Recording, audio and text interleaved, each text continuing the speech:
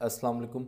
इस वीडियो में मैं आपको बताऊंगा कि आप किस तरह से डेटाबेस को एक्सेस कर सकते हैं और आपको पता है किसी भी डायनामिक वेबसाइट के लिए डेटाबेस एक बहुत ही इम्पोर्टेंट पार्ट प्ले करती है।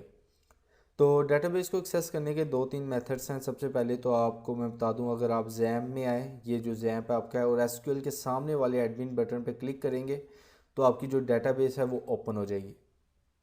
इसके अलावा अगर आपने यहाँ पर लोकल होस्ट लिखा, लोकल होस्ट और एंटर कर देंगे तो आपका जो जैम का डैशबोर्ड है वहाँ से भी आप PHP माई एडमिन पे क्लिक करेंगे तो आपके पास डेटाबेस ओपन हो जाएगी। ये तो मेथड्स थे कि आपने डेटाबेस को बाय ब्राउज़र कैसे एक्सेस करना है। इसके अलावा जो बहुत सारे डेवलपर्स हैं वो कमांड लाइन से भी एक्सेस करते हैं, लेकिन उससे पहले मैं आपको बताना चाहता हूँ कि ये डेटाबेस की फ़ाइल पड़ी कहाँ होती है। आपने जिस पीसी पर जाना है, सी ड्राइव में जाना है, और जहाँ पर भी आपका जैम्प है, लाजमी नहीं सी ड्राइव, आपका किसी और ड्राइव में भी जैम्प का फ़ोल्डर हो सकता है। जैम्प के फ़ोल्डर में जाएं और यहाँ पर आपने फाइंड आउट करना है माई एसक्यूएल, ये वाला फ़ोल्डर, और यहाँ पर आपने फिर जाना है बिन में, और बिन में आपके पास फ़ाइल होगी माई एसक्यूएल, ये फ़ाइल पड़ी हुई है हमारी। तो ये आपकी जो डेटाबेस की फ़ाइल है वो यहाँ पर पड़ी होती है। अब मैं आपको आपको क्योंकि मैंने गिट बैश जो डाउनलोड करना सिखाया था वो यहाँ पर रन किया है, लेकिन अभी मैं आपको गिट बैश पे नहीं लेके जा रहा। हो सकता है ये आपके लिए थोड़ा सा चेंज हो। तो मैं आपके जो फेमिलियर सॉफ्टवेयर है जो कि कमांड लाइन है, योर ऑल टाइम फेवरेट, उस पर जाऊंगा और वहाँ पर आपको बताऊंगा कि आप किस तरह से इस डेटाबेस को बाय कमांड प्रॉम्प्ट एक्सेस कर सकते हैं।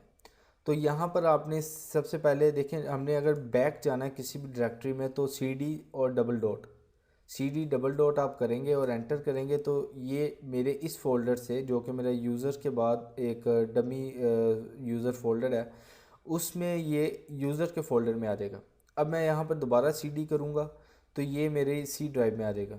इसी तरह आप यहाँ पर कोई पाथ भी दे सकते हैं। अगर मैं यहाँ पर CD करूँ और इस पाथ को कॉपी करके मैं वहाँ पर अगर पेस्ट करता हूँ तो फिर भी ये मुझे वहाँ पर पहुँचा देगा इस तरह से, ठीक है। तो लेकिन मैं क्या करना, मैं ये चाह रहा हूँ कि आपको पता चले कि बाय CD हम किस तरह से जाते हैं। तो CD, अगर आपने आप देखें यहाँ पर C ड्राइव में आ गए हैं, यहाँ पर अगर आप LS करेंगे तो आपको तमाम के तमाम फोल्डर्स नज़र आ जाएंगे जो कि मेरी C ड्राइव में पड़े हुए हैं। तो उनमें से एक मेरा जैम्प भी है, तो मुझे जैम्प में जाना है तो मैं लिखूँगा CD जैम्प, और उसके बाद आपको पता है CD माई एसक्यूएल का फोल्डर है, उसके बाद CD बिन है, और यहाँ पर आपको आप बिन के फोल्डर में पहुँच गए हैं जो कि ये वाला फोल्डर है, ये वाला फोल्डर, ठीक है। अब यहाँ पर आकर आपने लिखना है, देखें बिन के फोल्डर में आ गए हम। अब यहाँ पर आकर आपने एक कमांड लिखनी है, आपने लिखना है माई एसक्यूएल। ये माई एसक्यूएल क्या है? ये है हमारी डेटाबेस की फ़ाइल जो कि अभी मैंने आपको बताई कि ये वाली फ़ाइल, ठीक है, डेटाबेस की। उसके बाद हमने स्लैश यू रूट, यहाँ पर रूट शो कर रहा है आपके रूट को और यू शो कर रहा है आपके यूज़र को, और फिर आपने स्पेस स्लैश पी।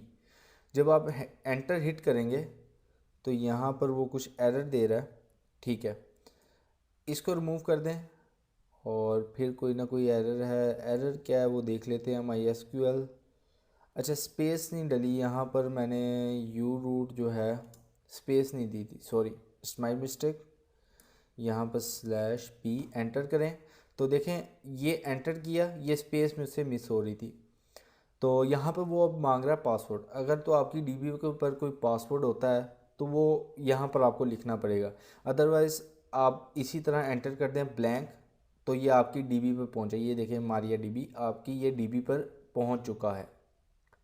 तो अगर आपने रैम को फ्रेश कॉपी किया तो उस पर होपफुली कोई पासवर्ड नहीं होगा, तो आप जस्ट एंटर करेंगे एस आई डिड, तो आपको ये आपकी मारिया डीबी पर जो कि आपकी डीबी है वहाँ पर पहुँच जाएगा। अब देखें, मैं देखना चाह रहा हूँ कि मेरी डेटाबेस में कितनी डेटाबेसेस मज़ीद बनी हुई हैं। ये जैसे ये मेरे साइट पे डेटाबेसेस बनी हैं, ये कितनी बनी हुई हैं उधर। इस काम को करने के लिए मैं यहाँ पर जाऊँगा और यहाँ पर जाकर मैं लिखूँगा सिंपल, आपने लिखना है show databases, show data basis, और एंटर करेंगे तो आपके पास वो तमाम की तमाम डेटाबेसेस आ जाएंगी जो कि आपको आपकी डेटाबेस में मौजूद हैं। तो ये इस तरह से आप डेटाबेस को एक्सेस कर सकते हैं। जितनी भी डेटाबेसेस आप यूज़ कर रहे हैं आप इस तरह से उसको एक्सेस कर सकते हैं। अब एक यहाँ पर मैं आपको एक ट्रिक बताने जा रहा हूँ कि देखें, आप बार बार इस फोल्डर के ऊपर आएँ और फिर आप इतना लिखें, तो इसको हम ग्लोबल वेरिएबल में कन्वर्ट कर सकते हैं, इस अपने एड्रेस को। अब ग्लोबल वेरिएबल क्या होता है, you can search it online के ये ग्लोबल वेरिएबल्स क्या है और इनका क्या काम है। तो मैं यहाँ पर डिस्कस नहीं करूँगा, फिर ज़्यादा लेंथी हो जाएगी। तो इसको करने के लिए आपने सिंपल देखना है कि ये काम कैसे करेगा। यहाँ पर आएँ अपने जो भी आपका कंप्यूटर है और उसकी आपने प्रॉपर्टीज़ पर जाना है। प्रॉपर्टीज़ पर जाने के बाद आपने एडवांस सिस्टम सेटिंग पे क्लिक करना है और फिर यहाँ पर आपको नज़र आएगा इन्वायरमेंटल वेरिएबल, यहाँ पर क्लिक कर दें। अब ये जो यहाँ पर इन्वायरमेंटल वेरिएबल आपको नज़र आ रहे हैं, तो आपने पाथ के ऊपर क्लिक करना है और इसको एडिट पे क्लिक करना है। यहाँ पर अब जो डिफरेंट बने हुए हैं डिफरेंट सॉफ्टवेयर्स के लिहाज से, वो यहाँ पर बने हुए हैं। तो यहाँ पर आपने इस जो बिन है ना, इस एड्रेस को कॉपी करना है, जो कि हमने खोला था जहाँ पर डेटाबेस की फ़ाइल है। इस एड्रेस को कॉपी करें और यहाँ पर आपको नज़र आएगा लोकल, ठीक है। जहाँ पर आपको लोकल नज़र आएगा ना, उसको आपने क्लिक करके एडिट पे क्लिक करना है, ठीक है। आपने लोकल पे क्लिक करके एडिट पे क्लिक करना है और यहाँ पर भी आपको लोकल नज़र आ रहा है। तो फ़िलहाल हम इसमें पहले एडिट पे क्लिक करके देखते हैं और आपने सेपरेट करना है ये सेमी कॉलम से, यहाँ पर वो एड्रेस पेस्ट कर देना और ओके कर देना, ठीक है। यहाँ पर भी हम ओके करेंगे और यहाँ पर भी ओके, और ठीक है। अब हम देखते हैं हमारा काम हुआ कि नहीं। सबसे पहले तो कमांड प्रॉम्प्ट को क्लोज़ कर लें, इसको दोबारा ओपन कर लें, कमांड प्रॉम्प्ट। अब देखिएगा, मैं पूरा एड्रेस नहीं लिखूंगा, मैं सिर्फ क्या लिखूंगा, मैं लिखूंगा MySQL slash U root slash P, enter करूंगा। तो देखें, मुझे पूरा एड्रेस लिखने की ज़रूरत नहीं पड़ी क्योंकि मैंने उसको ग्लोबल वेरिएबल बना लिया। तो अब मुझे वो यहीं पर दे रहा है कि आप अपना पासवर्ड एंटर करें। तो मैं एंटर करूंगा तो ये मेरे पास डीबी पे आ गया। ऐसे ही दोबारा मैं अगर करूंगा शो डाटा बेसिस, तो ये मुझे मेरे पास मेरी डेटाबेस की जो लिस्ट है वो ले आएगा।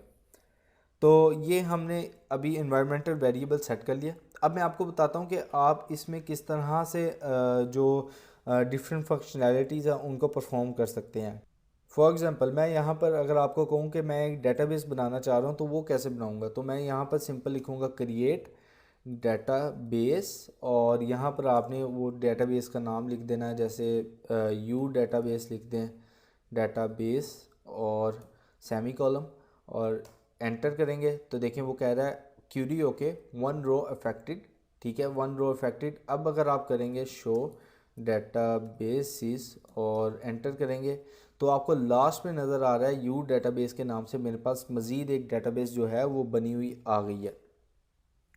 तो अब यहाँ पर आप डिफरेंट मज़ीद भी चीज़ें कर सकते हैं। फॉर एग्ज़ाम्पल, अगर मैं आपको कहूँ कि आपने कोई डेटाबेस यूज़ करनी है, चलें मैं इसी को डेटाबेस को यूज़ करना चाहता हूँ। ये मेरे पास डेटाबेस की लिस्ट आ गई। अब मैं चाहता हूँ कि ये मैं डेटाबेस यूज़ करूँ, तो मैं लिखूँगा यूज़, ठीक है। यूज़ के बाद आपने सिंपल लिखना है जो कि आपकी डेटाबेस का नेम है, जैसे कि डेटाबेस, और यहाँ पर तो देखें आपकी जो डेटाबेस है वो यू डेटाबेस होगी। तो इसमें अगर कोई बने होते कॉलम्स तो वो मज़ीद या आपको यहाँ पर शो हो जाते। तो मैंने आपको तीनों मेथड्स बता दिए कि आप किस तरह से एक्सेस कर सकते हैं डेटाबेस को, और जो मोस्टली यूज़ होता है वो मेथड भी बता दिया। So thank you very much for watching this video.